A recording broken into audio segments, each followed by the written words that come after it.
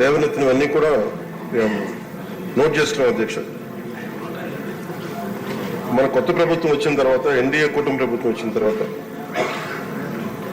గౌరవ ముఖ్యమంత్రి చంద్రబాబు గారి నేతృత్వంలో దాదాపు 4,500 కోట్ల రూపాయలు వేజ్ కానీ మెటీరియల్ కాంపౌండ్ రెండు కలుపుకొని మనం మనకి బడ్జెట్ ఉంది అధ్యక్ష. 7 crore మ్యాండేస్, 30,000 ఫండ్లు. వీటితోటి మనం ఏం చేసింది ఈ రోజున పల్లె పండుగ ద్వారా 3,000 కిలోమీటర్ల సీసీ రోడ్స్, 500 కిలోమీటర్ల బీటీ రోడ్లు, 20,000 మినీ గోకులమ్స్, అలాగే వాటర్ హార్వెస్టింగ్ అండ్ అన్ని గవర్నమెంట్ బిల్డింగ్.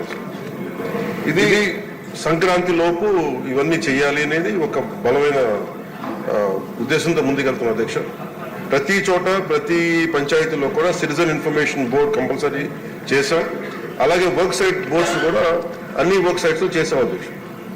ఇప్పుడు గౌరవ సభ్యులందరూ కూడా ఒక్కొక్కరిగా చెప్పి చూస్తే, ముఖ్యంగా మన ఇప్పుడు అనంతపురం నుంచి గౌరవ సభ్యులు చేస్తుంది మౌలిక సదుపాయాలను కల్పిస్తామా అక్కడ పనిచేసే ఉపాధి హామీ కూలీల కంటే, ఖచ్చితంగా అది ఈ యాక్ట్లో ఉంది అధ్యక్ష.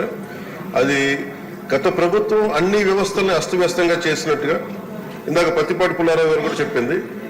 దాదాపు కొన్ని 13,000 కోట్లు దారి మళ్లించారు. చాలా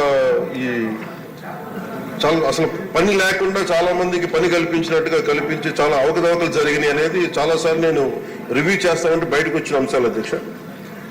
అలాగే వీటిని ఆ దారి మళ్లించిన నిధులు ఏమైపోయినాయి వీటి మీద కూడా ఒక రివ్యూ చేస్తా ఉన్నాం. కానీ చాలా కొంచెం లోతుగా వెళ్లాల్సిన అవసరం ఉంది. అలాగే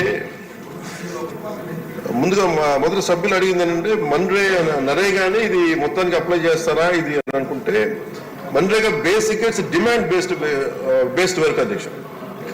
ఇది 100 రోజులు ఎవరికైతే పని కావాలో, కాకపోతే ఇది ఏంటంటే స్కిల్ బేస్డ్ కాదు, ఇది పూర్తిగా ఇది labour based. It is not mandatory but demand driven. So ఎవరైతే 100 రోజులు మాకు పని కావాలి అని వాళ్ళకి హక్కు అయితే 15 రోజులు ఇవ్వలేకపోతే వాళ్ళకి మన కాంపెన్సేషన్ కూడా పే చేయాలి.